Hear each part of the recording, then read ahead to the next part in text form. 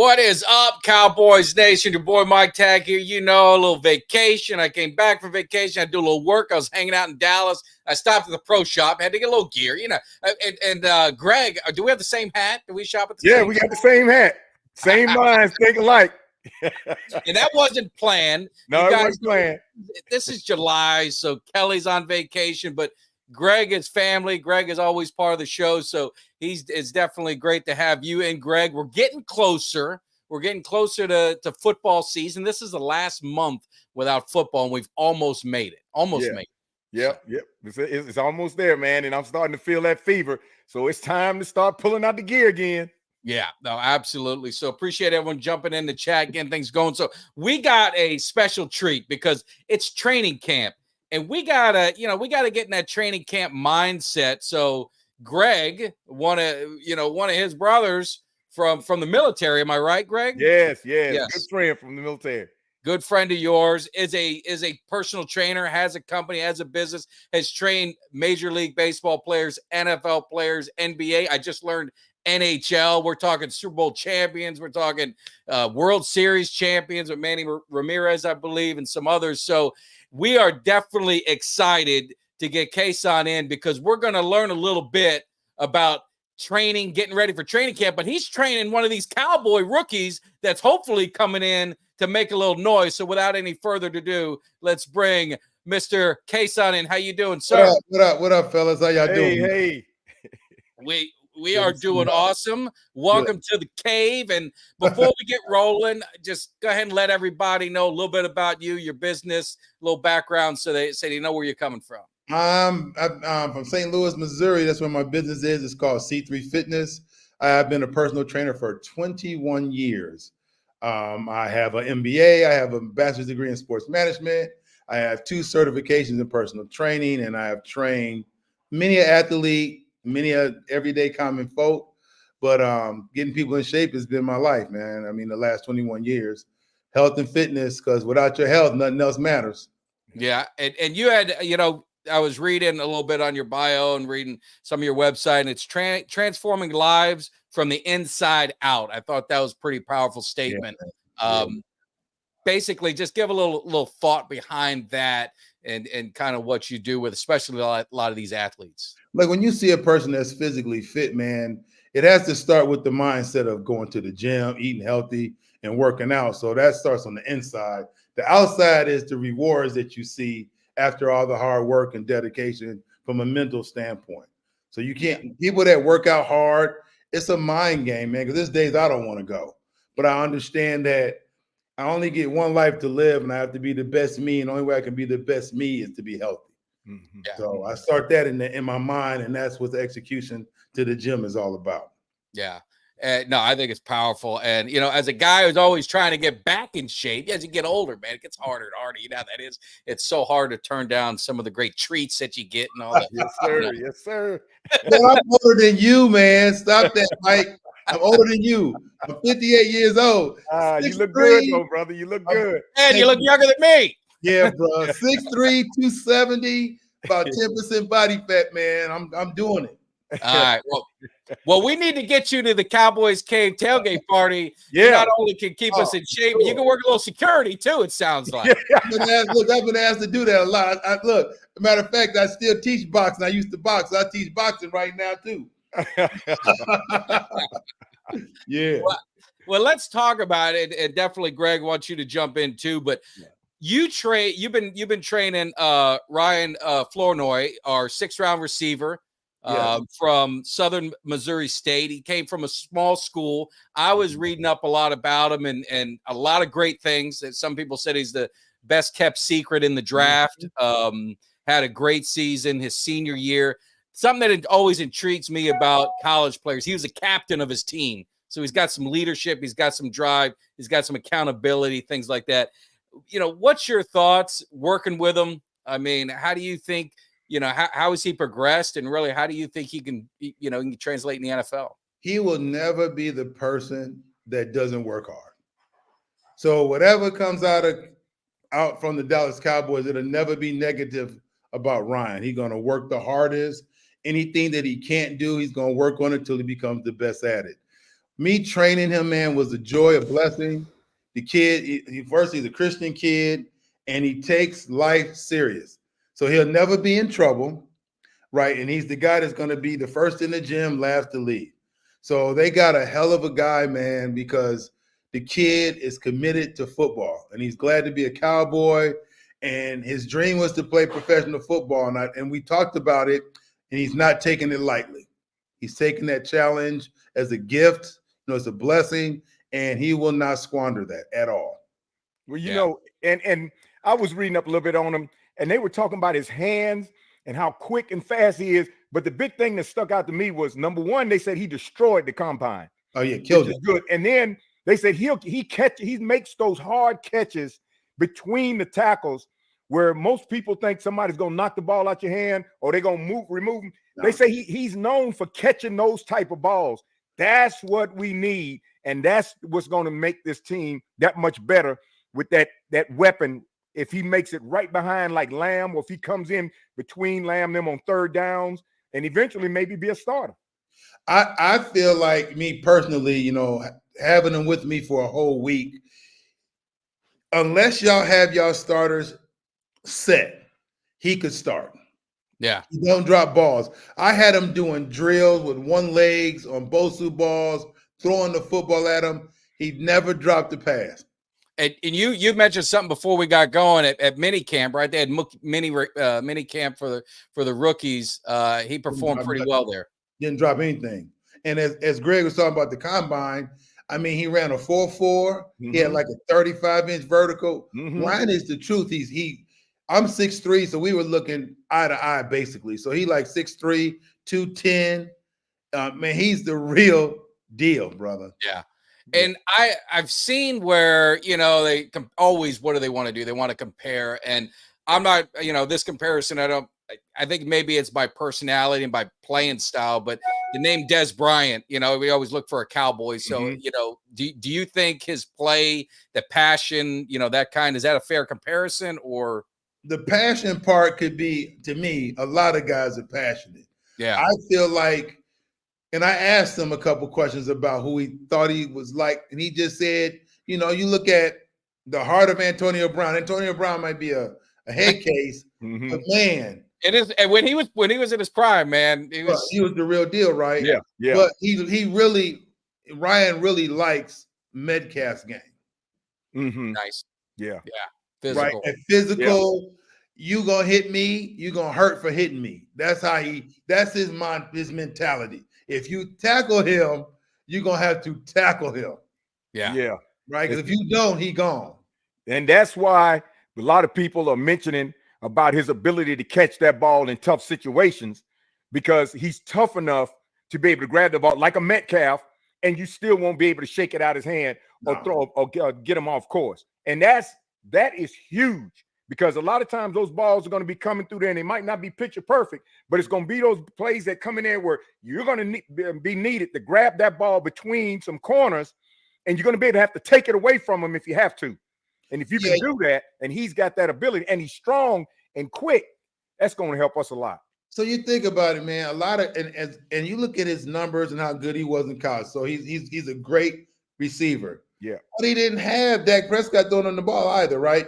So sometimes the quarterback, if a guy is really good in college and then get a great quarterback, he can be great, right? He just needs the football. So he's getting ready to go from SEMO to the Cowboys. The quarterback situation, right, is like playing at the rec league and going and play with the Bulls, with Jordan. Right. It's like that kind of disparity. So he can only be great if Dak is great, Ryan gonna be great, because he's not gonna drop football. Yeah. Go ahead. And I think with I think with the opportunity getting drafted by the Cowboys, I mean, we talk about the roster. Obviously, CeeDee Lamb. I mean, CeeDee Lamb's he's the man with the guy. He's the number one guy. You got Brandon Cooks, who's he's a veteran. He's getting up there in age. So you got I think he's going to be the number two. But really, Tolbert has kind of underachieved. They drafted him out of South Alabama. He was drafted, I think, third round. You got Brooks, who's been there. Jalen Brooks has been there a little bit. and Cavante Turpin, who's really your special teams guy, they've kind of moved him at receiver. So to me, I think he got drafted to the team that he's probably has a great opportunity to make the team. And if he does what I think you believe and what we hope, I think he can make an impact on the team. He had, the thing of it is he took a visit. So he took a visit to Minnesota. See, people don't know this, but I'll talk about this on the podcast. He went to Minnesota, went to the Bears, went to Buffalo, and he came to the Cowboys. It really became a numbers game, right? So all them teams would have probably drafted Ryan, but it's how it falls. The draft is where it falls. Right. Yeah. And all them teams basically told him, if he available, he going. So what the Cowboys, it all fell to the Cowboys, in the 6th round, and that's fine. But I mean, he visited those other places, and when he was like, told me, he was like, Cason, Minnesota situation, stadium, weight room, phenomenal. Chicago is great. Cowboys was the best, and you don't even want to talk about Buffalo. They need to rebuild the whole everything. Yeah, they're supposed to be getting a new stadium, so they've already broke ground, but they ain't there yet. No, their situation still look like the 80s, bro. So that's still that. So he was extremely, glad to come to Dallas because anything he needed was there. So I talked to him about cold tubbing it. I talked to him about massage therapy. I talked to him about stretching. I talked to him about all of it and everything that I recommended the Cowboys have. Yeah. So he in great hands. But y'all training guys aren't better than me. Nah, we need to hire you. Hey, I was gonna say, well, maybe we need to put a word in for to get you over there. Because I worked Ryan so hard. He said he looked at me and said, "I'm a workout fanatic, Cason, and this is hard for me." Well, let me ask you this: how did you meet him? He was dating a friend of mine's daughter, right? And here in St. Louis, so they met in college, and he came to church. And at church, they talked. I met him, and she was like, that's Cason. He's a friend of ours. He's a trainer, and he said to me, he goes, I might get drafted. Now, this is all before all that. Okay. And I said, well, if you do, I'm cheering for you. If I see you again, if you get drafted or don't get drafted, I still would love for you to work out with me. Because he said, if I don't get drafted, I got an agent and I'm gonna try to be a free agent, an undrafted free agent. But God works his plan, man. And by the end of college, they was like, look, he got an agent and they wanted him to go to the Hula Bowl. His agent said, don't go to the Hula Bowl because your stock go down. So he didn't go. A couple weeks later, what is it? It's the Senior Bowl. Senior Bowl, he got him. Right. So they said, no, it was the North and South Bowl. They said, don't go to that because your draft won't be as high. They said, hopefully you get to the Senior Bowl. And he got to the Senior Bowl and had 30, 40 yards. And after the Senior Bowl, he got phone calls that we want you to come to the combine. And once you go to the combine, it's home. Yeah. So his plan went exactly right. Got to the combine. I think he was the second or third fastest receiver. He balled out. Yeah. But Cason, you probably don't know this guy, but when we were at Homestead together, my best friend who lives in the neighborhood near us now, he was stationed at Homestead too, in the same flight with me. He had a little son, Thomas, Marvin Thomas Jr. basically, and we call him little KT. And he went to that Air Base Elementary out the back gate. Okay. Well, he wind up going to the combine after playing with UNLV. He's my godson. And he ended up getting picked up by Buffalo in the 6th round. No, 6th round. He was supposed to go in the 3rd round, but they lost his gear on the way there. So he ended up getting a linebacker, shoes and stuff. And he said it messed him up, but he ended up going to Buffalo. He stayed at Buffalo about 5 years. But his name was Kevin Thomas. You probably seen him pass right by Kevin if you knew me back then because we were playing ball all together. Yeah. Kevin was at games too. His son ended up going in the 6th round, and Buffalo picked him up, and he did well, and he did really well. But he's a Homestead military brat. Well, you remember Big Adams? His brother was Derek Thomas. What? Oh, wow. Remember Ralph? You don't remember Ralph Adams? Yeah, I remember Big Adams. So his brother was Derek Thomas. That's his little brother. Oh, I did not know that, man. Derek used to come to the base every now and then and stay in housing and visit Big Ralph. Oh, I missed that, man. I Yeah. definitely So missed that. when Derek died, I contacted Ralph. I always keep their mama number. Yeah. So I called his mother. A true story. Called his mother when he died at the house the day I called. Bruce Smith, all of them. You name it, like the entire Pro Bowl that year. There's at his mama house. Oh man. Wow. Yeah, the day he died, everybody that was a Florida boy was at the house when Derek died. Yeah, he was from Miami, right? Ralph's little brother. Didn't he live in Miami, Derek? Wasn't he from Miami? From Miami, yeah. Sure was.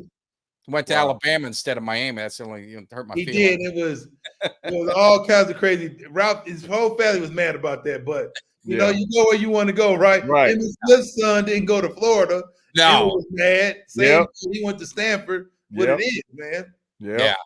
Hey, let me ask you. So this is a common. I don't want to say it's a criticism, but it's something that always comes up with the Cowboys. I've been guilty of doing it sometimes.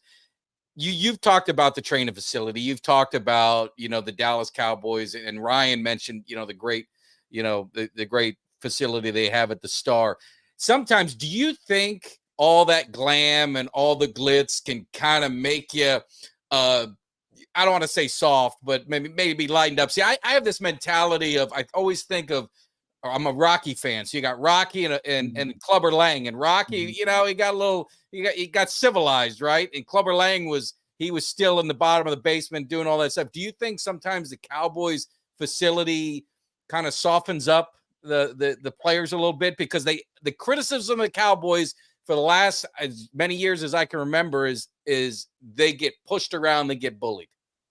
I feel like because of who your owner is, he ain't got those dogs like that, right? You need those. You need everybody on all the trainers, all the coaches. They got to be some dogs. You got to make everybody realize y'all got to be some dogs. Y'all got the best facility. You have no excuses to be fit. They got the best food. They got the best everything. Problem is, the Cowboys got the biggest fan base in the United States next them and then the Steelers. But what comes along that fan base, can I talk freely on this show? Yeah. Oh, please do, man. Yes. Please do. Is the hoes. Yeah. Right? Yeah. Let's keep it 100, right? That's right. So That's right. young, impressionable boys, they start dabbling in Dallas, and then it be with the hoes. They really forget their purpose, because now that's where the glitz and glamour come. I play for the Cowboys. You go to the club, they letting you in free. You got your own groupie section. If you're not a focused man, understand this is a short career, you won't have that dog in you. That's where the glitz and glamour will get you effed up. Yeah. Well, Eugene Lockhart, when he said you got to have them dogs, you know how Eugene, when he gets on the show, you know how Eugene Lockhart talks about you got to be hungry. You got to have it. Always. It sounds the same mentality. But what I hear about the Cowboys when it comes to their training facility is one of the who said this? Was the one Schultz, the one that left us and went to the Texans? Dalton Schultz. Yeah. Schultz said the difference in the Texans locker room and training facility versus the Cowboys is the Cowboys got all that glass, and every time they go out there, you always see them pressed up against the windows because the fans are coming up by the windows, looking at them, hollering, and they over there hollering back at them, and they over there talking, through the screen, and they're not paying attention and to what they're doing and focusing on their training, and in the locker room to do what they have to. They're more about the fans and their brand among those fans. And I heard him when Dalton Schultz said that, and he said, but up here in Texas, it's totally different. It's not about that. It's about getting the work in. And when he said that, I had never heard that before about in the locker room and the training, because I assume they get in that training room and that locker room and they go at it. But when he said that, because I know it's all glass, I said, oh man, that could be a problem, because like you said, they play with the Cowboys, they got that star, and now all their fans are at the windows and they're hollering at them, and they're over there hollering at them, and they're not putting the time and the work in. So you think about it, man, and good. Here's a good quick story. I used to train Manny Ramirez when he played for Boston and when he played for the Dodgers. He hated going out in Boston because the fans, like it was like almost too much, right?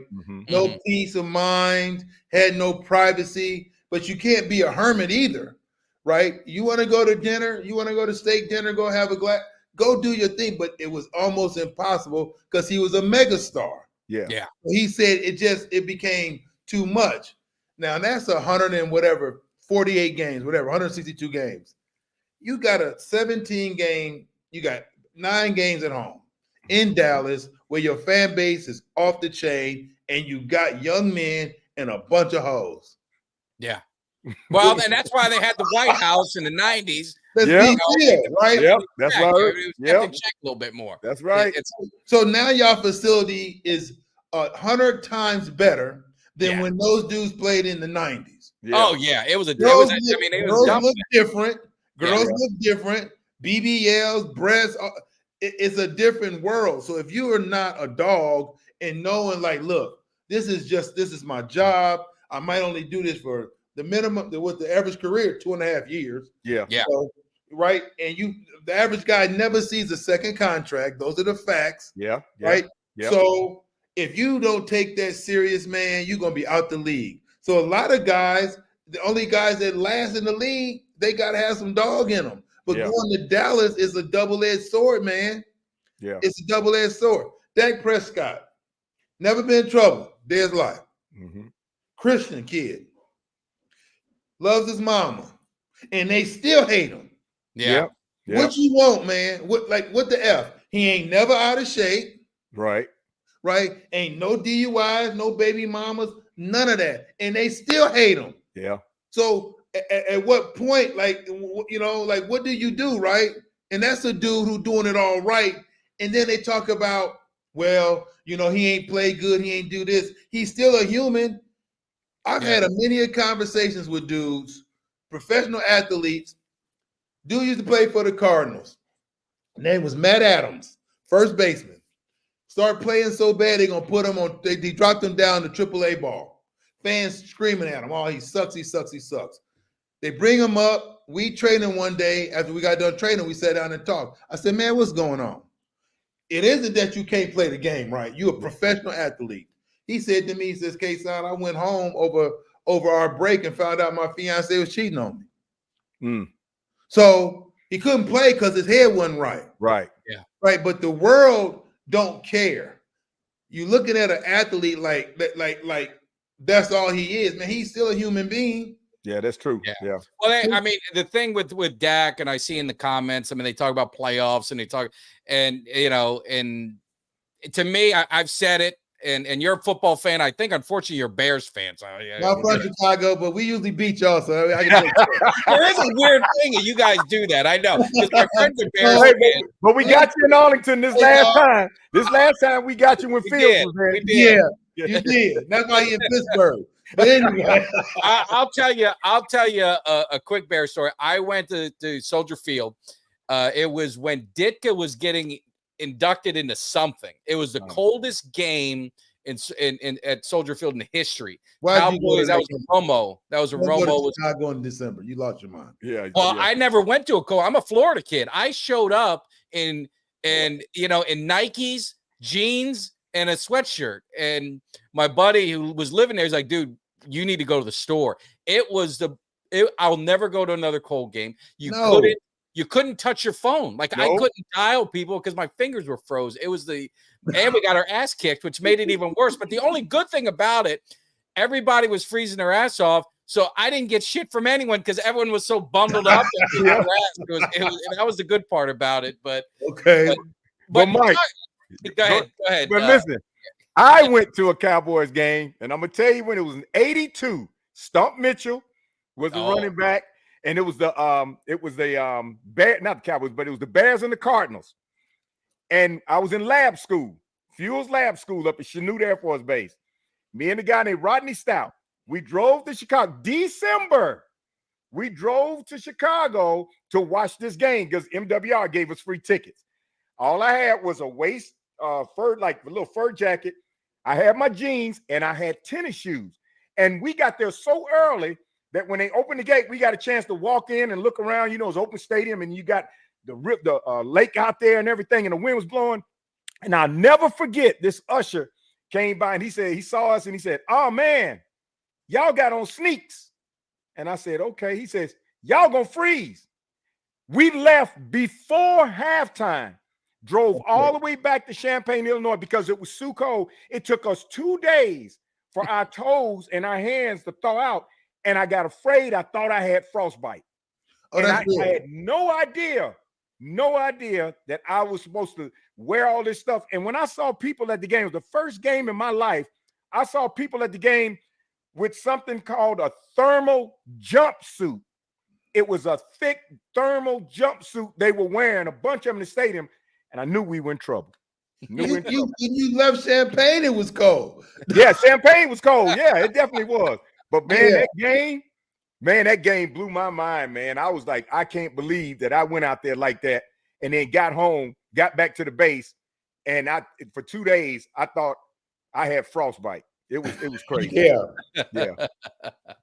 But what I was going to do on just the players, and you train these professionals, and the thing is fans, and I'm a fan, so I might be guilty of it sometimes, but I don't know if they understand the work that these guys put in 365 days a year, the off season. There is no off season. It's not like, back in the day where you got a second job, or even you were just partying up and you show up at training camp. And these guys are, they're conditioned like no other. That's why I get in arguments with my son, because he's LeBron, I'm Jordan, he's Brady, I'm Montana. And I just said, you can't compare eras because the training was different. Everything was different. But talk about the work that these guys go through to be at the best shape, to improve their game. To, like you said, the careers are so short, to try and, maximize the God-given talent that they've been given.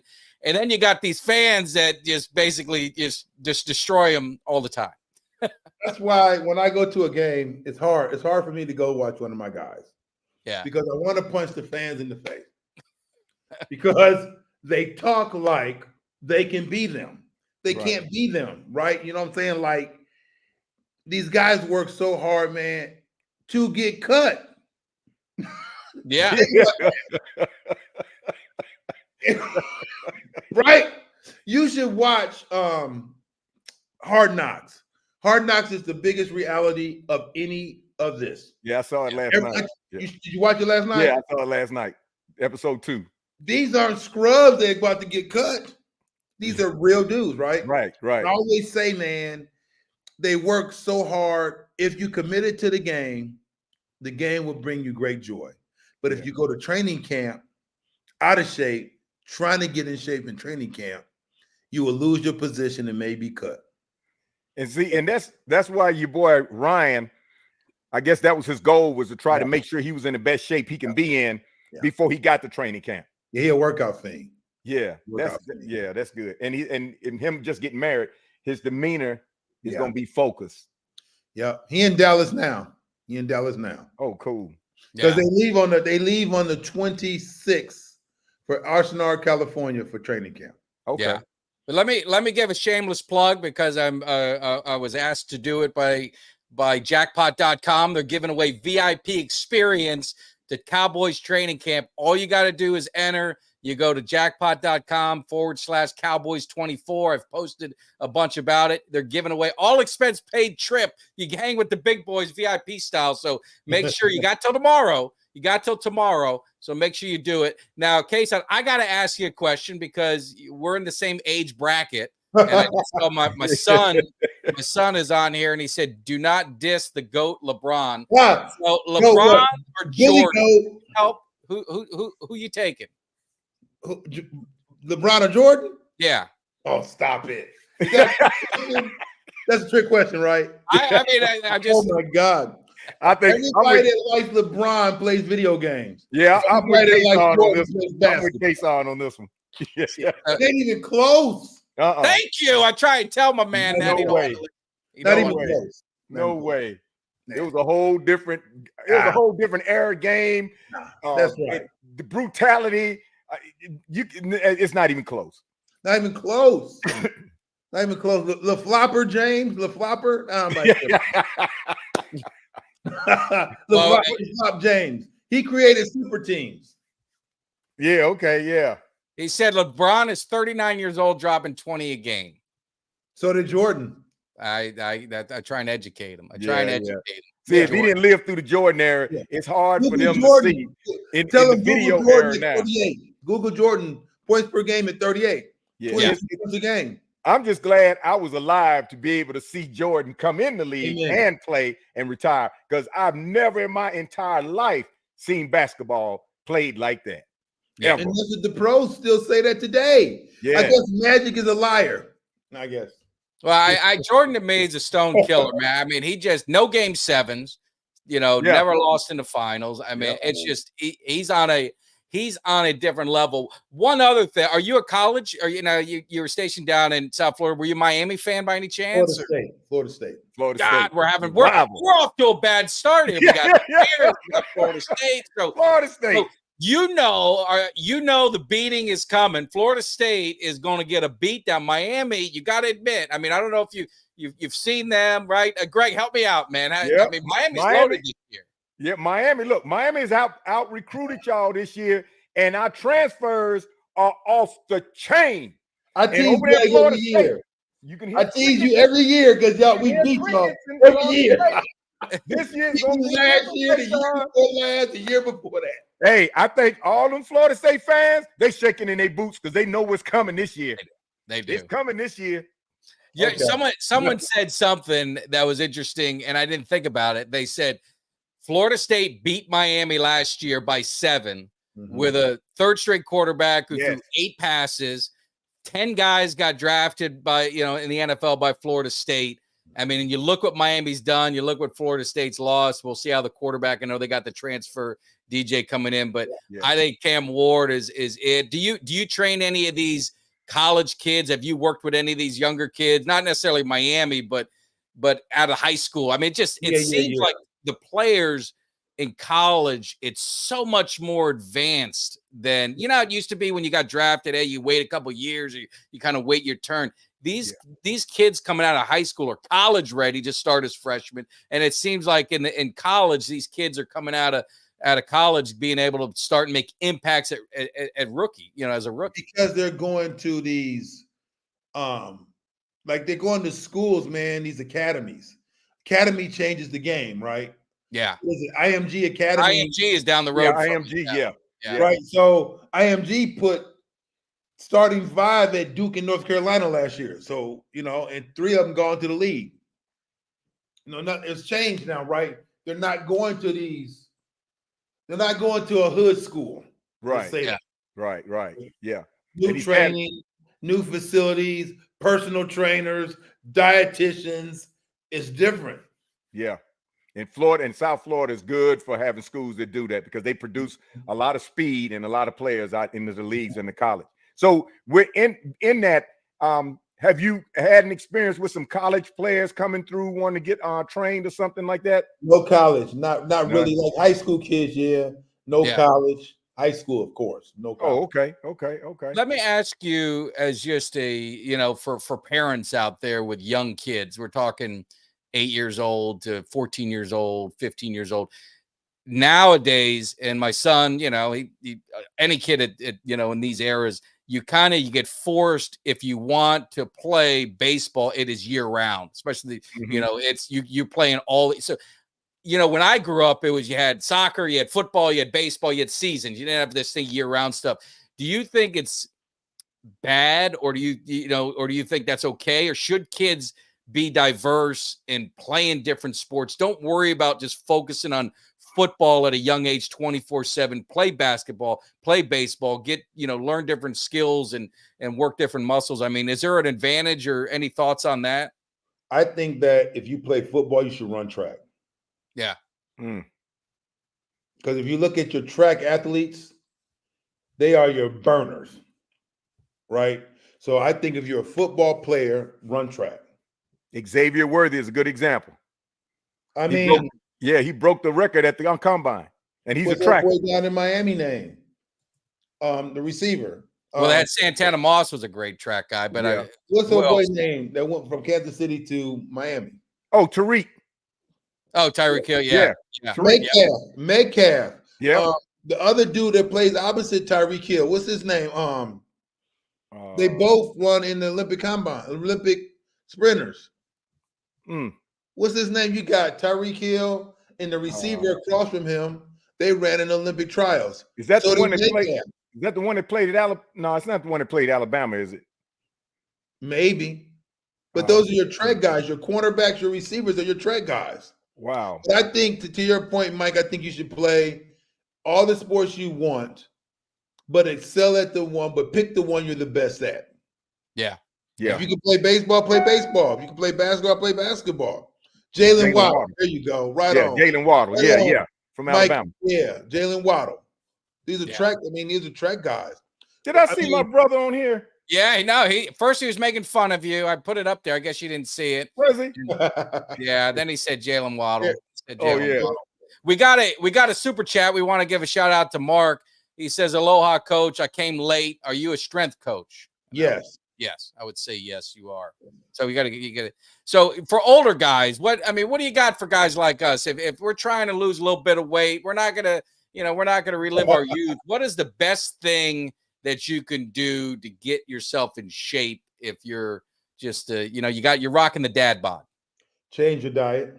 It's all about diet. Mm-hmm. Nutrition is 85% of it. Fitness is 10%. Genetics is 5%. Right. So whatever you eat, you are what you eat. That's real. Yeah. And what you drink and all that. And as a man, you should limit your red meat because that causes prostate issues. So, I can go down a whole show about that. Yeah. I'm gonna have to ask you that on a side note. So what is your best? What's the best pro? Like fish, chicken, like more of that? Fish, chicken, ground turkey. Limit your beef. You should eat bison if you're gonna eat beef. Okay. The red meat has a lot of fat in it, and fat, unhealthy. Yeah. And then watch how much alcohol you drink. That's I tell my wife that she doesn't listen. So the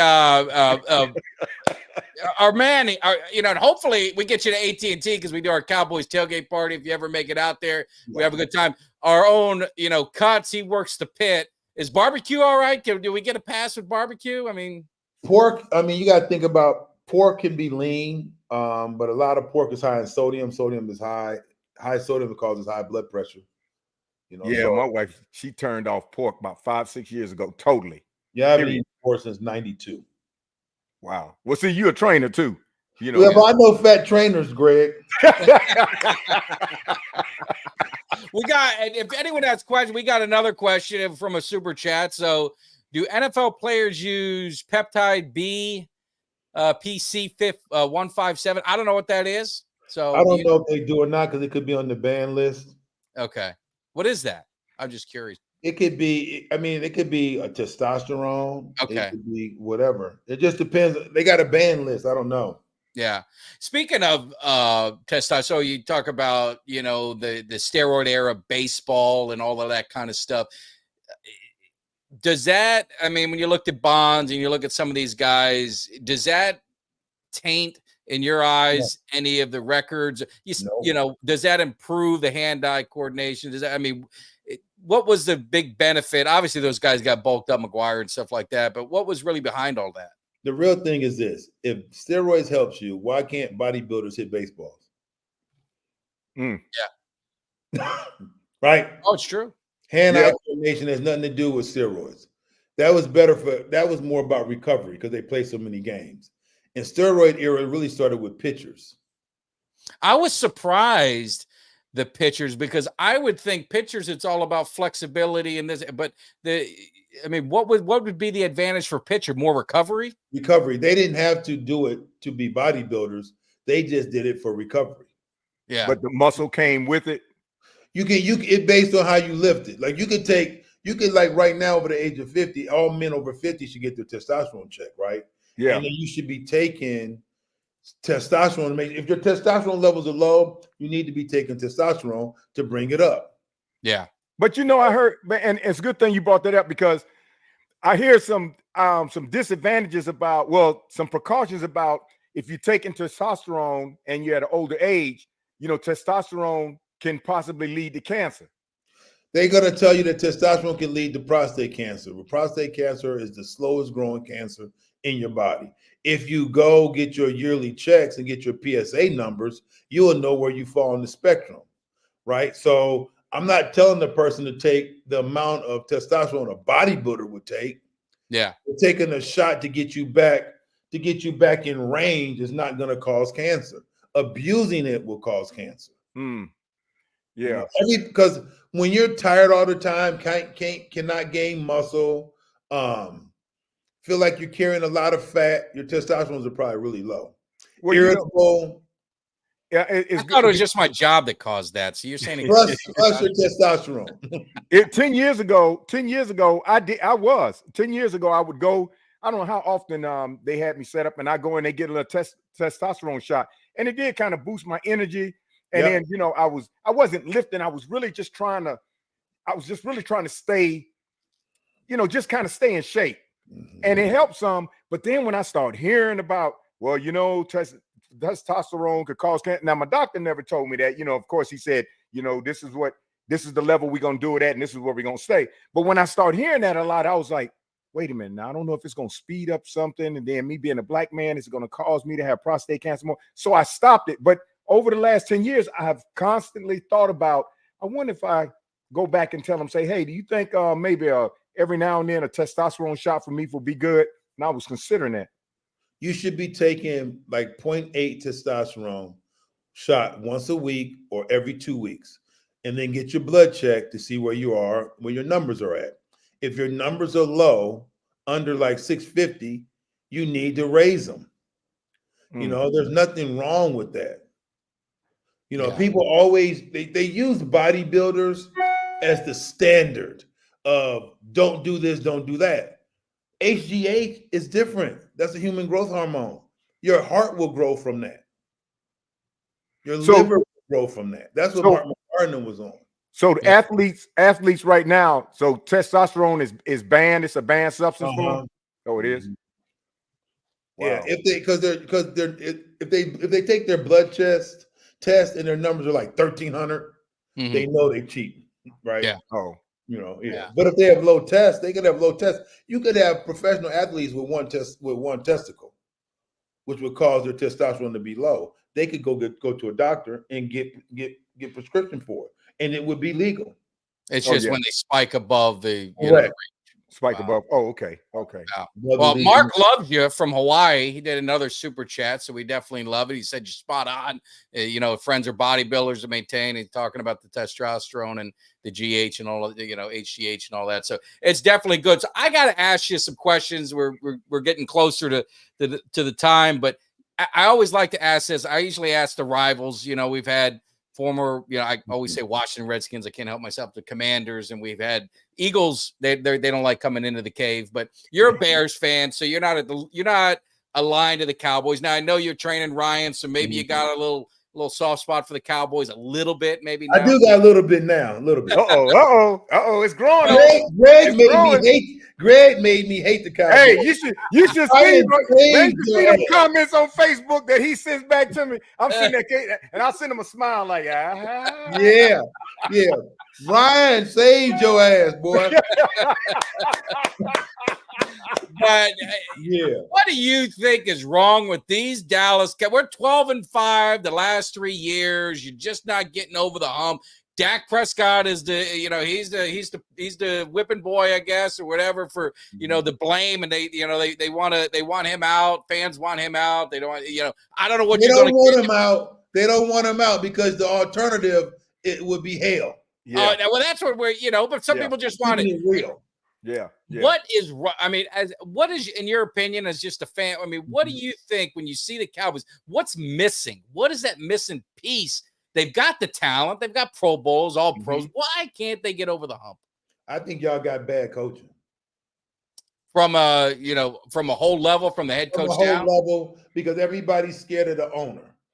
I think that if they weren't scared of the owner, guys would be like, F that. Keep rushing. Keep blitzing. F it. Yeah. When you start playing scared because you worried about him, You can't play your best football. Everybody worried about the owner. Yeah. I just think that the Cowboys are a very good team. I'm never going to hate on them because they like that. They are good. Yeah. But it's something about them that when they meet the bully, 49ers, why are you scared of the bullies? Punch the bully in the mouth. Yeah. You got the same talent. Yeah. It's not like you're looking at the 49ers and they are just the 96 Bulls. It ain't that. Yeah. Right? We're close. We're both just our as teams good as close. them. Yeah. Y'all just as good as them. Every time you play the 49ers, it's like Mike Tyson walking into the ring. You defeated already before you threw a punch. Is that a player? Is that the leadership from the players? Like leadership. It's leadership from the coach. Think about this. Say if I was the coach of the Cowboys, I'd be in the locker room telling y'all, punch him in the mouth. F him. We'll pay the fine. F him. And you make sure Ryan. Act like that. Punch them in the mother effing mouth. Yeah. We'll pay the fine.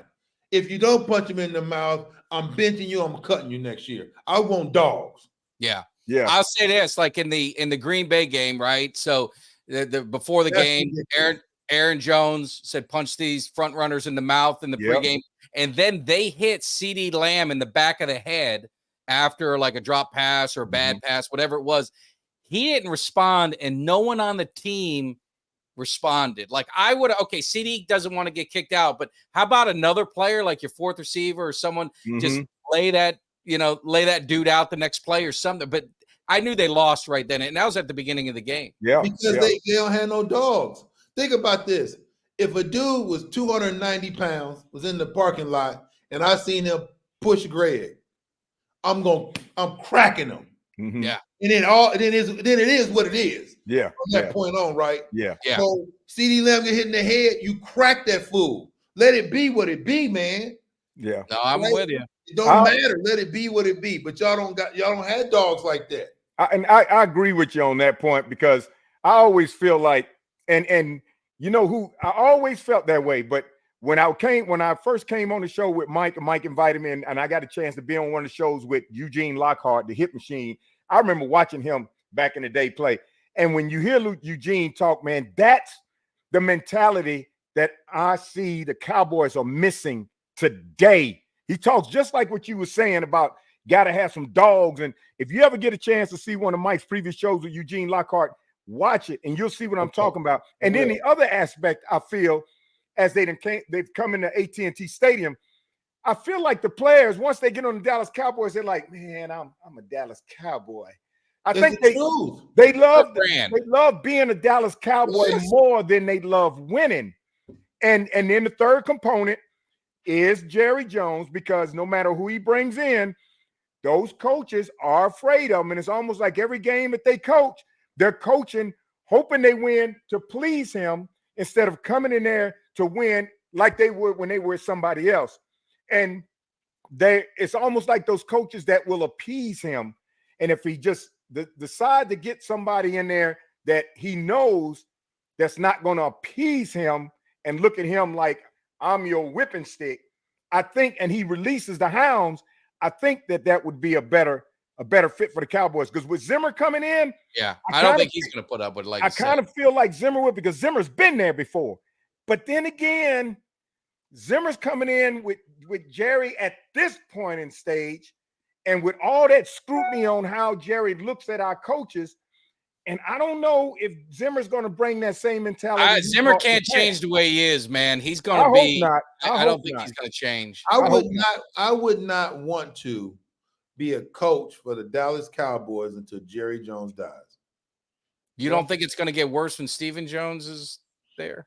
Well, you would hope that when he dies that they sell the team to someone else, right? Because you need somebody that is – Jerry Jones is a businessman. You need a person that's a sportsman, right? Yeah. If I was as a sportsman, I want to win. And if you come to me and say, hey, sir, we need this, this, and this, I'm like, do whatever you want to do, because I want to win. Not everything's based on my opinion. He ain't never played no football. You an owner. What you need to do is just let them dudes play the game. Let them coaches coach the game. But don't hire coaches that you can use as a puppet. Get you a dog coach, a coach that'll tell a player, go sit down. Yeah. A coach that will bench Michael Parsons. Yeah. You need that coach. Yeah. You need a coach to tell Michael Parsons, come in here, say something else on your podcast that's out of pocket. I will bench your ass. Yeah. Well, it's hard now. These guys making too much money. It don't matter though, right? As much money as they make, that's fine. You can make your money and not play here. Because it is a rich billionaire boys club. If you bench Michael Parsons and make a call, like, look, he trouble. Don't pay him no more money. You got a bunch of coaches, a bunch of owners will be like, yeah, you're probably right. It's a boys club now. Don't think they don't talk. Yeah. And it'll probably make some of the other players kind of step it up too, because they'll realize, man, if you're gonna bench Michael Parsons, you put me off the field in a heartbeat. That's a Bill Parcells. Bill Parcells when he came to the Cowboys. Right? Antonio Brown can still play. He attitude himself out the league. Yeah, he did. Yeah. Well, let me ask you this. So switching gears just a little bit. The Bears, to me, made this move with Fields. Now, I might not be a Bears fan. I'm an NFL fan. And I really think that what they did with Fields was wrong, because I don't think they put the weapons around Fields that he needs. I think they prematurely got rid of Fields and thinking that Caleb's going to come in there and save the day. And then all of a sudden now they want to put some players around him. So you could have done that with Fields, but now you want to put him around Caleb. So if Caleb succeeds, you're going to say it's Caleb, when in fact it was the players you put around him that you could have put with Fields. How did you feel about that when that happened? I thought that they should have kept Justin Fields and used that pick for more defense, like do something else. Because if Caleb Williams fails, fire all of them. Yeah. Mm-hmm. Right? Fire your general manager, fire all of them. But you wouldn't got the Bears got a good team, man. They wouldn't they got stacked up. And what they did with Fields, you know, the Bears, they're a little cheap. They don't now they have 5 years. They start over with the rookie contract of the quarterback. And I think that was one of their drivers of moving on from Fields, is they were going to have to pay Fields next year. So now we're starting all over, and now we're going to put some players around him. I love Fields. I think he's going to be a star when given the right opportunity. I wish he wouldn't have went to Pittsburgh, because that situation is dysfunctional too. It is. Right. He already, if you when you get off the show, Google Justin Fields, him and Andy Dalton and all them about to go to blows. Oh, really? They don't get along. So the guys that are supposed to help mentor him, he don't like. So now it's all that. So now that ain't gonna be good. But I heard something about and I don't know if it was a rumor or not, but I read it twice on the internet about somebody on the coaching staff was talking about putting Fields in as on special team. What was it? Kick return. Yeah, kick return. Like, what's that about? Yeah, Mike Tomlin said that's not gonna happen, but his special team coach already said it. Wow. I don't. But they did load up. They did load up when they got rid of Fields. But see my cousin in Mariana, Dexter. Dexter's a diehard Chicago Bears fan, and he comes up here like once a year and we watch games together. And he and I go at it, but it's all love. But Dexter, at first he was like, it's Fields, but then he saw it and he was like, man, if they just brought these players in like they did for Fields, and Fields already has experience, we'll be good. Because he was like, Greg, we're only 2 years away. And then when this happened, he's like, man, now we set back, 3 steps forward, now 5 steps back. Yeah, so they got the players, but who knows what's going to happen. They should have got rid of the head coach and the coaching staff. You cannot develop a quarterback with terrible quarterback development coaches, right? That doesn't work like that. Like if you give a professional athlete a terrible trainer, how you gonna get better? Yeah. If he's relying on him for his knowledge base to make him better, but you suck at your job, right? A dude that suck at his job cannot be a leader to people that need him. The Bears head coach trash, quarterback coach trash, defensive coordinator trash. But they still there. Still there. Yeah. Because the owners of the Bears are business people. They're not sports people. Mm-hmm. A sports person will let. Why you think the Kansas City Chiefs so good? They got a sports person running the goddamn team. Yeah. Yeah. Right. And then look at the general manager for the 49ers. Same thing. Yeah. Right. So the 49ers getting better and better. Even the Eagles. Yeah, the Eagles. Yeah. That hurts me when I mean, but at least No, they got people in place that are sports people. Like do what it takes to win. You don't hear them in the news. Yeah. Right. They don't you can't micromanage coaches because that will hurt their ego. We are still men. Yeah. Yep. So what do you think? What do you think about? You saw free agency last year, and you heard the rumors about how Dallas might go get Derrick Henry, and then in free agency we didn't do anything. Do you think we made a mistake there? Do you think there was you do? Reason you did because man, you got to bring people into camp and let them play themselves out of camp. Right? Bring them in. Yeah. What was it going to hurt to bring Derrick Henry into the Cowboys? What would that hurt? No, because the contract he will get a minimum. Yeah. Take the money. Yeah. Because the contract he ended up getting with the Titans was about the same contract that Jerry could have paid him, but Jerry never called him. Y'all didn't get anything. Yeah, nothing. Like you can't lose in the playoffs and get nothing. Yeah. I mean, do you think Zeke has anything left in the tank? I mean, they bring Zeke back. I mean, he can't do nothing. No. No, if he was good, he wouldn't have left. But what about this though? Think about this now. This is how I see Zeke. Okay, Zeke's gone. Go to the Patriots. Zeke's got a chance to come back to the Cowboys. Now, remember now, the last year he played, he was hurt. He was hurt. So he played in pain. So he couldn't play to his best potential.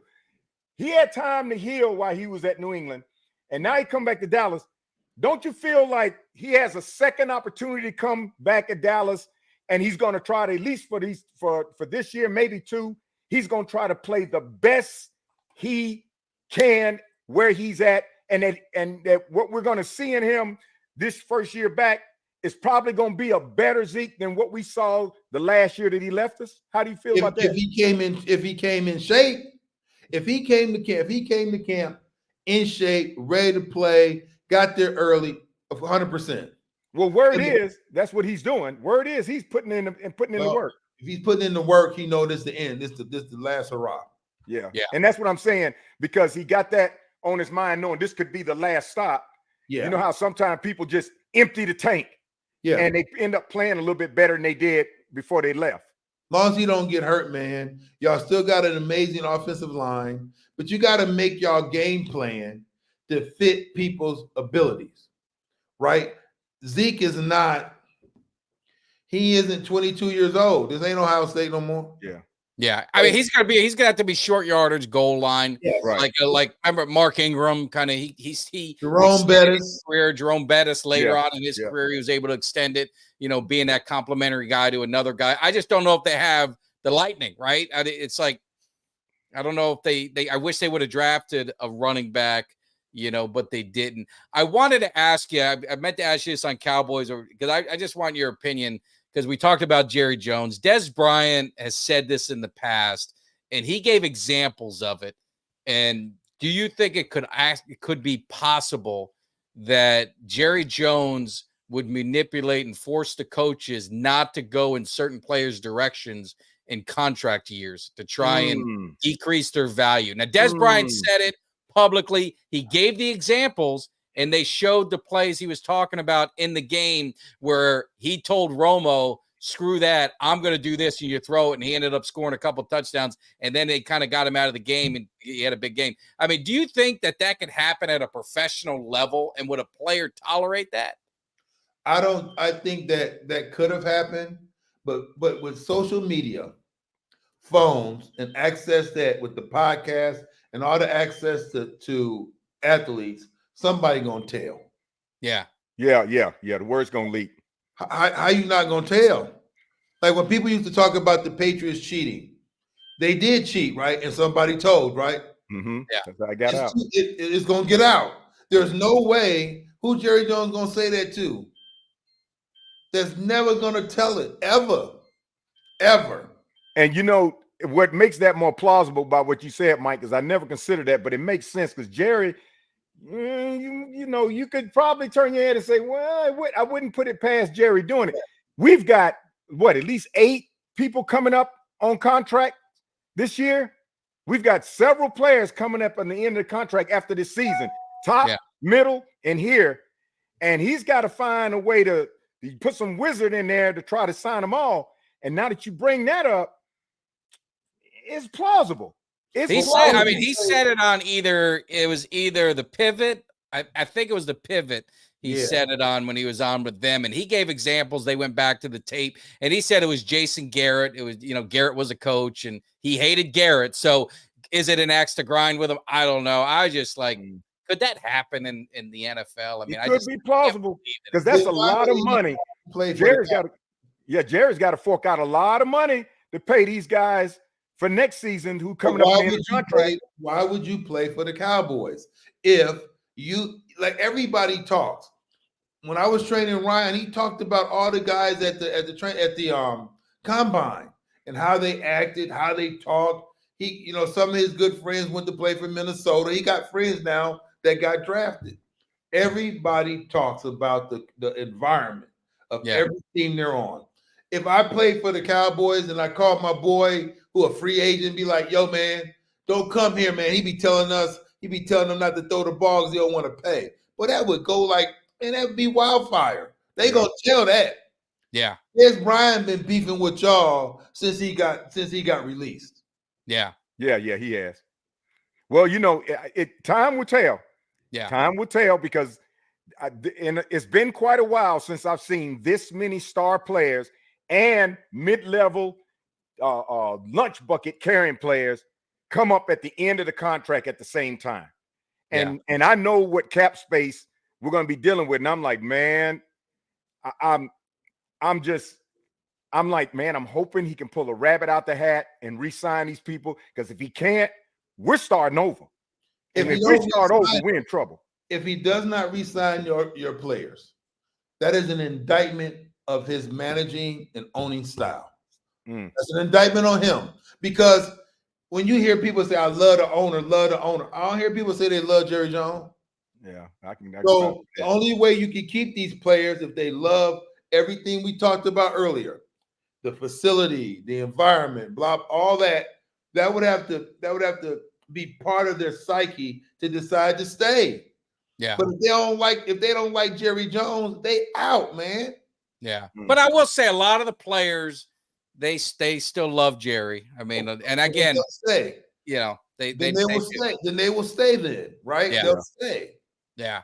But like Greg said, you got all these, but everybody ain't staying, man. No, but you can't. I mean, the way it is, you're not going to keep, but I can't see CeeDee Lamb wearing another jersey. I don't see Micah Parsons going anywhere. I mean, the Dak one, I just don't know. I think if they were going to move on from him, they would have tried to move on from him earlier. I don't understand the contract thing. There's something to be said, and you've been you're an athlete and a trainer and all that. Having guys play on 1-year deals. So is it the pressure that, hey, sometimes players perform best on their last year? Is it a psychological thing that he's doing to say, hey, Dak, you're on your last year, but McCarthy, you guys need to do something or we're going to just blow this thing up? I mean, is there any validity to that to put it's pressure audition? 1-year deals are auditions. It's like an audition tape. Yeah. You got 1 year to prove your worth to either to the current team or other teams in the league. You're auditioning for your next contract, right? Mm-hmm. Yeah. So unless your current team wants to give you, it's kind of like your negotiations have broke down. So I'm gonna give you 1 more year, then we'll come back to the table. That is why the guy that was the quarterback for that's why Lamar Jackson bet on himself. Yeah. Yeah, he did. Yeah. Right? That was a 1-year deal, right? Yeah, he sure They did. franchised him. He bet on himself. Now you had to pay his ass $300 million. Mm-hmm. Yeah. Sure did. He won that one. He won that one. Same thing and won the Super Bowl. Yeah. Yeah. It's basically betting on yourself. It got paid too. It got paid. Yeah, he got paid. Yeah, they got paid. Generational money. It's one Yeah. thing to make money to live comfortably, but it's another thing that 4 or 5 generations from now are still living and eating off of what you did in your 20s. That's gangster. Yeah. Oh, absolutely. So look, where where do you conduct your training? What in Chicago, in Illinois? I'm in St. Louis. I live in St. Louis. Oh, okay. In St. Louis. Well, we are gonna get this thing wrapped up because we're pushing over an hour, and you spent we're gonna have to hang out. We need to get you to a Cowboys game, hanging out. You know, you hadn't seen. I mean, you've seen Greg's videos. I don't know if you've seen my videos, man. We got some crazy ass fans, and you see Kelly. He knows. Listening to the show. You see his post game stuff. I mean, it gets crazy in the cave. So we got to get you. We got to get you down here. But it was such an honor to have you and have you speak openly about Ryan and educating the fans a little bit about what to expect from him. And I think it's always great to learn more the personal side of these players and his work ethic and everything else that you said, all the great things, and just a great young man makes it even better, and you want to pull from. So give us one more. Where can everyone, in the area, how can they find you? Any of these athletes, where can they locate you? They can just call me at 314-482-6505 or email me at c3fitness@gmail.com. One more note. I was going to FaceTime Greg with Ryan when we was training. Right. But Greg was at a nudist beach. No, it wasn't a nudist beach. Wait a minute. And he was butt naked. And I couldn't see him on camera. They were just swinging. They were swinging, dog. That's Cason right there. He did have the robe on. I saw a robe. His butt naked. They were just hanging out. I can't have that, man. Bad for my eyes. While I was on vacation, my brother-in-law and I was just coming out the spa, man. We were in the locker room, and a dude was standing right next to us, and I was talking to my brother-in-law, and I said, hey, man, you look familiar. And he said, Andre, it was Andre, wasn't it? He said, yeah, I get that. And I had to stop, and I said, young. He said, shh, because he didn't want everybody in the spa to hear. And I said, 49ers. He said, yeah. I said, oh, man. And, and I didn't, we got a selfie with him. Yeah. And then I came out of there, and me and Larry were going out, and we saw our wives, and I told them, and my wife was the first one. She said, why didn't you talk to him about getting on the podcast? I said, hon, I felt that would have been tacky. This man is on vacation. And I said something like that. And I just no, I held off. And then 2 days later, we're down in one of the shops, getting ready to go by the pool. And I'm going to the room because I forgot something. Who do I see come right down the hall? It's him. And I said, he saw me, he said, hey. I said, hey, man. And I tapped him on the shoulder. And I said, how you doing? He said, fine. He said, you enjoying vacation? I said, yeah. I said, do me a favor. When you pass the shop down there, just stick your head in there and say, hi, Larry, to my brother-in-law. And he went down, and I saw him. He stuck his head in there and said, hi, Larry, and went in there and talked to him. And I came close to saying, maybe I can go in there and just, but I was nervous. I said, no, because that'll probably just turn him off right there. Yeah. But today I did send him a message on IG to see if he'll respond and see if he want to come on. Hey, but it wasn't a nudist beach. They got gift shops at nudist beach. Man, I say, it's so good to see you again, Cason, man. You too, brother. Much love, man. And I got much love and respect, and I'm proud of what you're doing, man. Because your head was always looking forward, man. So this doesn't surprise me at all. Yeah. Appreciate you very much, brother. Appreciate you. Yeah, Mike, it's a pleasure, man. No, it was an honor to have you in and educate us. And I mean, hey, I might have to get Greg. You gave your number out in public. Eugene Lockhart made that mistake on the show one time, and I tried to stop him, but no, it's all good. But I may have to hit you up for maybe just maybe a little advice, and I'll pay my bills. Anytime, man. I got into this business to save lives, so it's all love. It's all love. I appreciate it. Thank you so much, and we'll definitely look forward to it. If you get out to AT&T to see Ryan, let us know. If we're out there, we'd love to. We throw some tailgate parties. We have great fans. We have a lot of fun. So you'd be like family, man. I appreciate it. And I hope we get to meet in Pittsburgh at that game, because I'll be there. My brother be there. So I hope we run into each other, and I'll keep you informed, when we get there and where we at and when we come into the game. We'll talk way before that. Yeah. For sure. Okay. Yeah. And Cason, you got another one. Appreciate your time, Coach. He goes, if you ever make it to Hawaii, you got a man that's going to buy you dinner. Right on, man. You got a lot of love here. So definitely appreciate it. Mark's a great friend of the show, and he always comes on to support it. So we definitely appreciate it. So thank you so much. We appreciate it. We'll be talking to you soon. Have a good one, man. Take care. God bless. See y'all. Take care. All right. We'll see you. Whoop.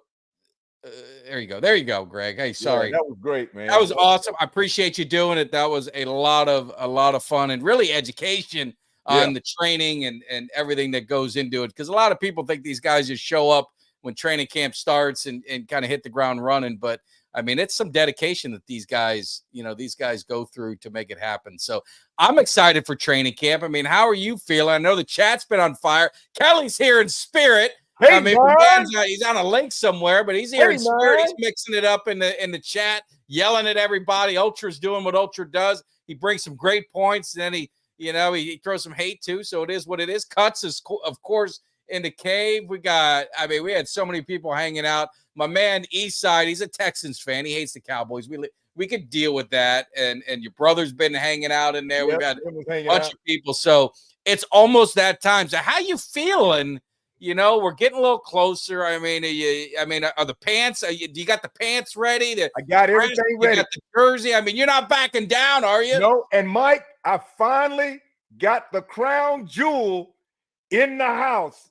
My neighbor next door, John Kirby. John, I asked John, I said, John, because this man does magic with wood, like cuts. Yeah. But on a big scale. And I asked him, I said, John, I need a star on my ceiling. I always wanted a star on my ceiling. Man, with the LED lights underneath it. He hooked me up. I'm going to show you this picture that when he did it in about 3 days. John hooked me up with that star, and oh my God, I don't know, see if you can see it. Oh yeah, and you got the lighting in the back. Beautiful. Yep, and he did it in 7 pieces like a puzzle, so to fit perfectly around the fan. And man, I look up at that ceiling, and I'm like, I have arrived in Cowboys heaven. The creme de la creme is up there, and I feel good about the season. But what I really feel good about, man, is after Cason was explaining us about the character and the demeanor of Ryan and what kind of guy he is, and then some of the stuff I read up on him about, he's basically a beast when it comes to wide receivers. And then hearing about his character and how he takes things serious, man, I feel so much better. And it's always good to get that much knowledge from some of your draftees, from somebody personally who's met them or trained them, so you can have an idea of what kind of person is coming in camp. And that gives me a real good feeling on the receiver core. So I'm feeling optimistic. No, absolutely. And Ryan, Flournoy, you look for those kind of guys, because I'm telling you, the receivers, I mean, of course, CD and Cooks, but I mean, Tolbert, we're all waiting on Tolbert next year. I mean, time's running out on him. Brooks kind of hangs around. I mean, we don't have that guy that's going to take that 3 spot yet. I mean, to me, that is up for grabs. Best man win. I think competition makes everybody better. So I would love to see him coming in here and fight for that position and put some of these guys who've been there either step up or step out. I mean, that's the way it's got to be. Mark again with a super chat. I mean, he is killing it tonight. We do appreciate it. He's still upset we have not redone contracts to clear space to get additional guys. I don't think we've improved from last year. We could have done a lot more. I don't argue with that. I mean, the pressure's on the draft picks, what we talked about, but I don't understand why they don't sign guys sooner. It's kind of been the way for the most part that they've done it. They did do Diggs a little bit early, but why? I mean, why haven't they gotten CD done? The price keeps going up. And then you hear stupid things like he wants to get traded if he's not, I mean, Yeah. what's your thoughts on it, Greg? Well, and I'm the same way. And I'm just hoping that Jerry is not sitting back and waiting to say, well, we're going to move on from this guy, or I'm going to try to lowball him. And if he doesn't want to stay, then he's going to go. Because I think somebody like CD should have already been signed. Michael coming up now, it should be just academic, because those are players we have to keep. And now it seems like he wants to wait till the last minute to do these deals. But Jerry, you can't do all that when all the money that you have to pay these guys is getting larger and larger and larger. And I've said it before. I say it to a lot of people I know. I say, it seems to me that every season Jerry does at least one thing that sabotages our success. Every season, one thing. And I'm hoping that one thing this year isn't failing to sign these guys that we really need and forcing a serious negotiation where one of them has one leg out the door. And if that happens, like a CD Lamb or Michael leaves, you better believe he's going to allow the house of cards to fall. And speaking, he just recently said he's all in on all these young rookies. Yeah. And I understand, I guess Ryan's going to be competing with Nashawn. What's his name? Nashawn Wright. It's Tolbert and Brooks and Eric Scott and Kalen Carson. Yeah. So I don't know if those were that's the DBs. You're talking about the DBs. Oh, that's who it is. Those are the DBs. No, not him. The guy they picked up from the DC Defenders, Garyon Conley. Yeah. He's going to be competing with those guys. Yeah. But I just feel like if anything's going to go wrong, it's going to be that one thing that he did each year that's going to sabotage the team. And I'm so afraid that he's not going to have the money or be willing to pay everybody to keep him, and then just resign to the fact that, well, we'll start over and we'll just go all in with what we start over. And if that's the case, I can see Dak doing 1 year. Dak see the writing on the wall. He don't want to get beat up around there like Aikman did when everybody left. And then Washington beat him up real bad. And he decided, look, I'm out of here. And then we're starting all over again. So, and then now, Mike, that means, and when free agency comes up in the middle of the season or something, we may not even be able to go and get anybody again.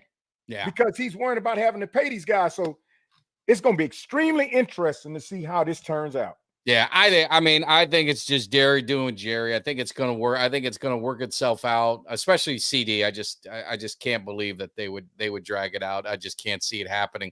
And and I'll say this, give Mark some love, but before I do, we got over 200 people in here hanging. So again, appreciate everyone watching, supporting the channel on all the different platforms.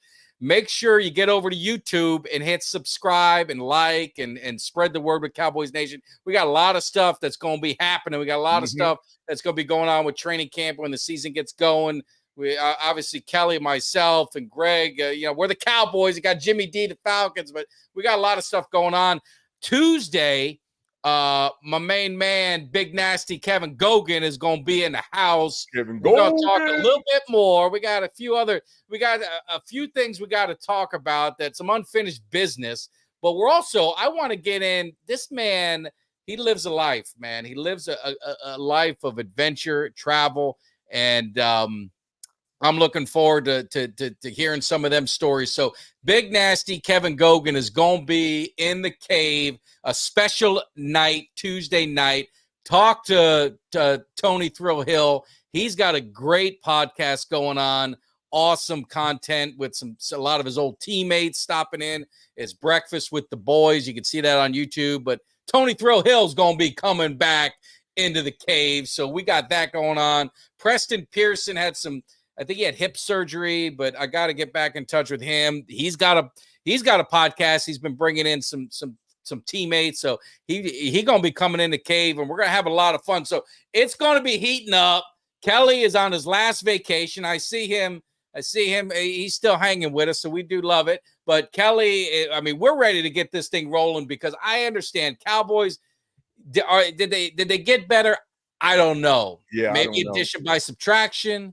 Maybe maybe we'll see. But I when it comes to Cowboys, it's just like I was listening to, God, who was it? Was it Deion Sanders? It was somebody, and they were talking about, do you think you're going to win? And it's like, I don't think, man. I plan on winning. I mean, Right. I'm a fan. I don't go in any game thinking we're going to lose. Right. So I think we're gonna win it. But Mark, again, with another super chat, he's concerned with the number 2 receiver, Cooks. You can see Dak maybe holding back and redo Parsons and CD, get some help. I mean, there's no more help you're going to get. I mean, it's Right. pretty much done now. I like Cooks. I mean, I think Cooks got better into the offense, and I think he's going to be even better next year. I mean, what do you think on Cooks, Greg? I love Cooks. I love Cooks, and Cooks' contract I think is coming up as well. Hope we don't let him go. Cooks is clutch. He's clutch, and there's this one signature touchdown play that's always open with Cooks, but Cooks is clutch. Cooks can get that ball, and he's not going to drop them.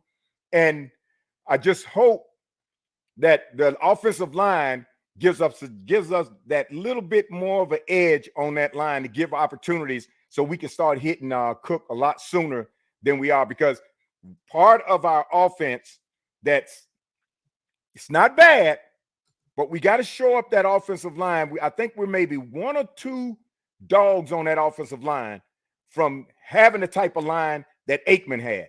See, I think we got the dogs, man. I think Guyton, I think BB, I think Guyton just came. Guyton just came. But he talks like he has that Eric. He reminds me a little of that Eric Williams. I mean, he's looking to hurt people from what it's yet to be proven. That's what I'm saying. And because you know what happened on the defensive line, we had a couple of draft picks that just, I don't know where they went. But Cooks, I like Cooks, CD, Tolbert. It reminds me of Cedric Wilson when we had him. Just when nobody's looking, all of a sudden, boom, out of nowhere, the big play, Cedric Wilson. They're like, oh, who is he? Well, he's on the team. He's that 3rd wide receiver. And then we still got Turpin, because I think they're going to design a few more plays for Turpin. But you bring in Ryan Flournoy, man, that's going to be huge, because now we're deep. Yeah. Now we're deep.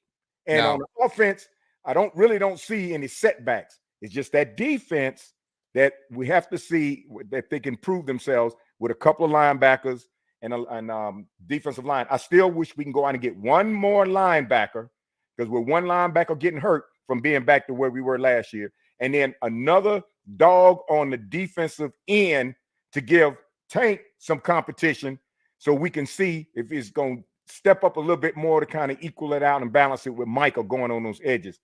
Yeah. And then the contracts. Yeah. Then the contract. So no, absolutely. Well, Mark is he's paying the light bill. I appreciate it. Not necessary, but I do appreciate it. I always get a little, I get a little humble and kind of I'm a shy guy. I don't like people donating, but it goes to a good cause. When you donate, you do the super chats. A lot of all this money goes back into the channel, but more importantly, it's helping fund our tailgate party that's going to be happening for the Ravens game. Not opening day, but I'm going to call this opening day because this is the big game. It's going to be a lot of fun. So any of you guys going to the Ravens game, we got a tailgate party. It's going to be a lot of fun, and Greg's going to be there. Jimmy's going to be there. Obviously, my man Kelly's going to be there. Cuts is going to be there. Mark's going to be there. Doug's going to be there. There's going to be so many people there. I can talk for 10 hours of all the people. Steven's going to be there. He's giving away. We're going to do a giveaway for Sam Williams autographed jersey. We got, I think, Cuts. We've got a special cut that's going to be autographed cut of the defender of the star, George Teague. Maybe George Teague gonna pop by to say hello to us. Hopefully he is. But Mark had another super chat for you, and he maybe hadn't seen you on the show, but hey, man, he just wants to give everyone your background one more time. They see all the glam in the Cowboy room. You're making me look bad sometimes with all that stuff. I'm supposed to be the hype man, but let everyone know again, man. Give us your story. Hey, Mark, I'm a retired Air Force Chief Master Sergeant. I was in the Air Force for 30 years, but I'm a Cowboys die-hard fan since I was five. I'm 64 years old. I remember the games way back when Staubach was in the era, all of that coming up from Starbuck up to now. I've seen some of the Cowboys' best games, the legends. I love them boys. When we built this house in 2014, I told my wife, do anything you want to do to this house that you want. Give me one room so I can make it big enough for my man cave and let me do what I want to do. And ever since then, this has been my shrine. This is where I spend my time, in the Cowboys cave here. And that star that I just got installed up there, that is the crown jewel. I've been wanting to do that for years. Little did I know my neighbor next door had the skills to do it. John hooked me up, and it's precise. I'm in hog heaven. I'm a Cowboys fan. I don't care what. You will never, ever hear me throw my jerseys in the trash. None of that. I'm down for the cause no matter what. And if they need somebody to come in, I got the gear. For the tailgate party, I'm bringing the pants, the jerseys. I'm coming ready, baby. Coming ready. We might need you. Ready. We might need you to slow down Lamar Jackson. Ain't nothing wrong with that. But no, Mark, again, a super chat. Appreciate it. Getting to say thank you too many times. Again, I'm blushing. But this is where, Mark and I are going along the same line. D tackle, that's to me. Yes. Where, if you want to say, hey, Mike, what keeps you up at night wondering about your Cowboys, defensive tackle is where it's at. And I've got major concerns. And the thing I talked about is, they've got, right, Mozzie's got to step up. That's going to be the wild card. Osa, I think, he's going to be solid. He's been solid. They got the kid from New England, not the kid, but the man from New England. He's older. And then they drafted the young man out from Auburn, and Dallas has had some success with Auburn defensive tackles, Jay Ratliff being one of them, 7th round pick who had a great career with the Cowboys. I think a wild card for them is like, can Sam Williams or Nealon, can they get pass rush opposite Parsons to where Tank can play some defensive tackle when needed? Because I think Tank can be that guy. You can't do it all the time. He did it. He's done it. And it's funny that I don't know if these guys listen to the cave, these, the Cowboys coaches, because on a depth chart, they had Tank at defensive tackle. Maybe they listen to us talk about it, but I think that could be something where you can get some flexibility in your defensive line, but people got to step up. And I don't like that. Yeah. Calais Campbell was out there. I know he went back home to Miami, but it would have been nice if Dallas maybe would have got a guy like that. There's still a couple guys you can get out there maybe, but no one that's going to just kind of, set the world on fire. But it's a concern. How's that for you, Greg, defensive tackle? Is that it? We're on the same page, because I was talking about my Tank being on defensive end. That defensive tackle, defensive ends, that's my biggest concern on defense. Biggest concern. But I tell you what, I'm going to be depending on Zimmer. I'm going to be depending on Zimmer and his character to force these guys to step up. And I think they know what Zimmer brings and what kind of character Zimmer has when he's coming in. And he's got a different mentality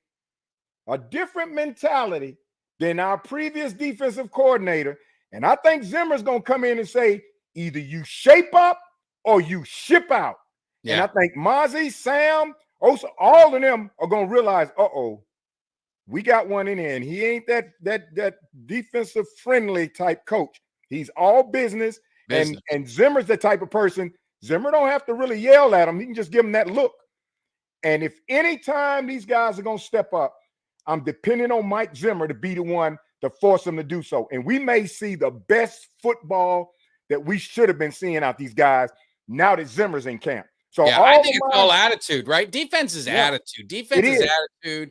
And I think, and again, it's I'm not throwing, kicking dirt over Quinn.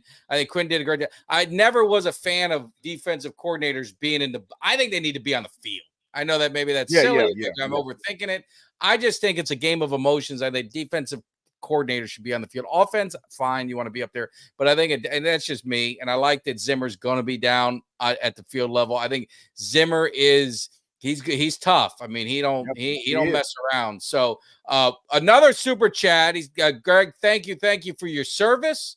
He's 54. He's been a fan since 4th grade. He meant no offense. He didn't offend you anyway, did he, Greg? I didn't think he did. No. Okay. Absolutely not. Absolutely. He was just wondering. Yeah, definitely no my background. No offense taken. None at all. None. And again, Mark is my man. You go to Hawaii, he gonna hook you up. Dinner's on him. Maybe even a drink. He's a great guy and definitely appreciate it. And please, that's so kind. But thank you. We definitely love the support and we love doing this and having a great time. But what I'd really love, to give a little plug again, jackpot.com/Cowboys24. I've posted it everywhere. The contest ends tomorrow. I want to see someone from the Cowboys cave win. More importantly, because we need boots on the ground so we can do these shows. And that way you guys are already out there. But I want to send a message to jackpot.com because they reached out to me. They said, Mike Tag, the Cowboys cave, you got, you, Kelly, Greg, Jimmy Dee. We've seen the hype. We've seen you get ready. You got to be able to bring in the droves and people register because we want one of your guys to get out there. So I want someone from the cave winning. So I need all you guys. Go to jackpot.com/Cowboys24. It's the VIP training camp experience. The flights paid for, your transportation's paid for, your hotel's paid for. Everything is paid for. Food, they give you some money. They're doing jersey giveaways. So if you don't win that, they're giving away like 6 or 10 jerseys. They're giving away other VIP experiences at the stadium. So make sure that you guys enter to win because I need someone from the cave. I already said, I've already had a few people offer, and I'm pulling from a man Cuts to win because he said if he wins, take me. And I mean, George Teague asked me, goes, maybe you going out to training camp? I said, I got a budget allocation, and the budget allocation doesn't include training camp. So it's on the goal, but hopefully we'll get things going. But yeah, definitely enter if you guys if you haven't had a chance. So, but yeah, and then and don't forget, keep reminding them about the Ravens game for your tailgate. This will be my first tailgate party with Mike and the gang. It's gonna be off the chain. I can't wait. Yeah, we just got to make sure the rule is, I tell everyone, Kelly's the one we got to worry about sometimes. We got to make it into the stadium. I can't carry everyone in the stadium. I'm getting unless Cason, can help me get in shape and real quickly. We got to make it into the stadium. So we're going to do some drinking. Cuts is working the pit. I know we've talked about some other bit. They're going to be coming over and hanging out and having a good time and contribute. It's a family. I mean, the thing I'll say with it, it's you could be coming solo. We've had fans come solo, flying in from around the country to go to the game. You're going to be treated like family. If you're coming by yourself, you bring your family, you bring your girlfriend, wife, whoever, parents. It's going to be a good time. It's all fun. We've had fans of the other team. If you're a fan of the Ravens, you can come hang out with us. I mean, we love some good trash talking as long as we keep it, we keep it civil. We don't want any fights like outside the stadium like we had to watch, but it's all love. And I agree with Mark too, getting back on the defense.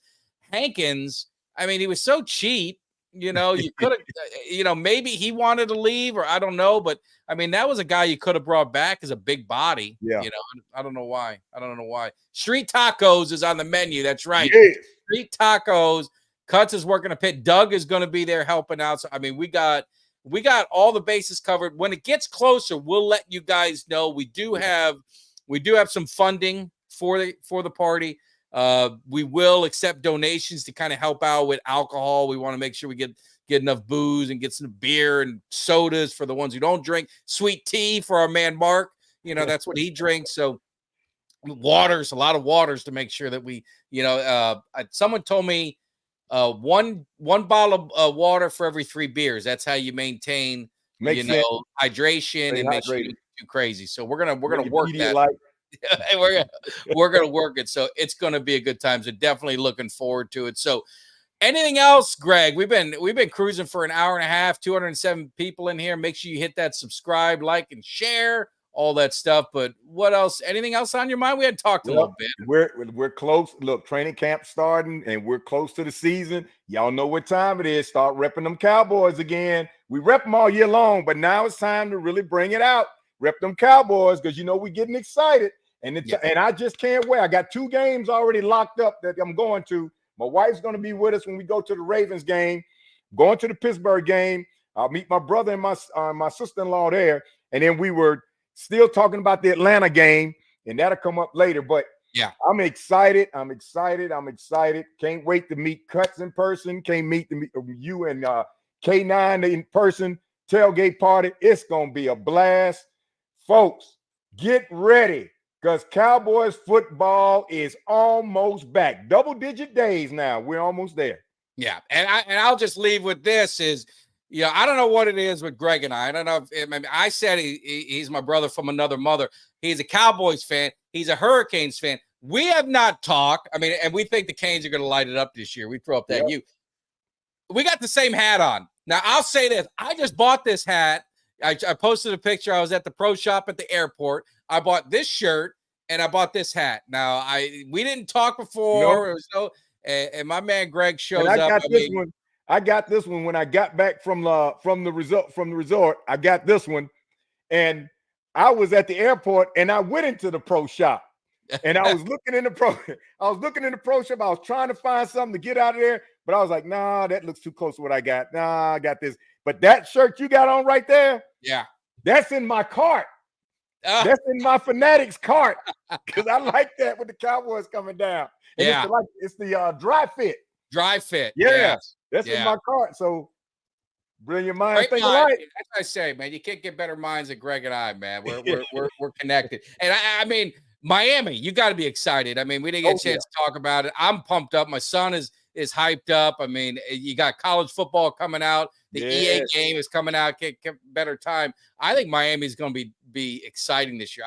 I mean, George Teague is giving me shit. He keeps making fun of us. But I told him, when Miami is against Bam in the playoffs, we're going together. Yeah. You know what? And you're welcome too, Greg. You want to come with you? We're going to go. And I want to see that look in his eyes when he sees that beatdown getting ready to happen. And when it happens, I want him to come to me and say, Mike Tag, I should have listened to you. You said Miami was better. I didn't believe you, but Miami is the better team today. That's what I'm waiting for from my man. One of my good friends from Birmingham called me the other night, Donnie, and Donnie, he's a Bama fan. And he called me back, and we were going back and forth. I said, Donnie, I don't know about y'all with this new coach, and I don't know how your players going to respond, but we're going to be in that 12. Yeah. We're going to be in that 12 this season. So if y'all there and we there, look out, buddy. Yeah. Look out. I think, and someone was talking about Chris. He's the wild card to me. He's the guy that, he finds a way to screw some games up. He can't. He's got to trust his players. He's got a quarterback now in Cam Ward. I just got to make that thing happen. So I'm excited. We'll leave. I got to give Mark one more thing, super chat. So we got to show it. So Greg, do you think JJ did not sign any of the big three to free up cap space and not re-sign Hankins and Gilmore? JJ's a moron. That's my reason. I think JJ was looking at the pocketbook. Just like Cason said, it's a business.